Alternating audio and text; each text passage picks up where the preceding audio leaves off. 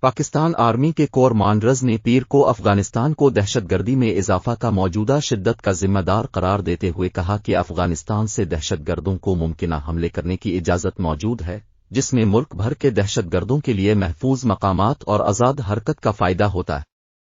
اسلام آباد نے بار بار افغان سرزمین کا دہشت گردوں کے لیے استعمال کرنے کے خلاف تشدد کے خطرے کی بات کی ہے۔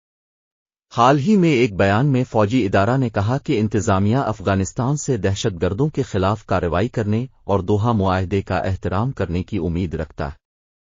انٹر سروسز پبلک ریلیشنز کے مطابق آرمی سٹاف کے چیف جنرل سید عاصم منیر نے راولپنڈی کے جنرل ہیڈ کوارٹرز میں ہونے والی 258 کور مانڈرز کانفرنس کا انتظام کیا، جہاں اہم فوجی افسران کو موجودہ داخلی حفاظت کے بارے میں تفصیلی تعارف دیا گیا۔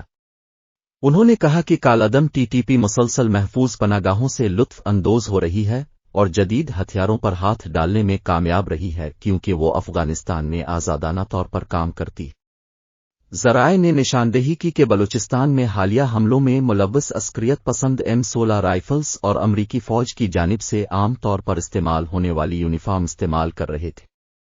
جنرل منیر نے کہا کہ معروضی تربیت ہماری پیشہ ورانہ مہارت کی پہچان ہے اور ہمیں اپنی قومی سلامتی کو لاحق کسی بھی خطرے سے بچنے کے لیے ہمیشہ تیار رہنا چاہیے۔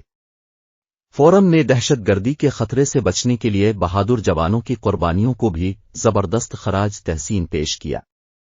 اعلیٰ حکام نے معیشت کی بحالی کے لیے حکومت کی جانب سے منصوبہ بندی کردہ اسٹریٹجک اقدامات کی ہر ممکن تکنیکی اور انتظامی معاونت فراہم کرنے کے عزم کا اظہار کیا۔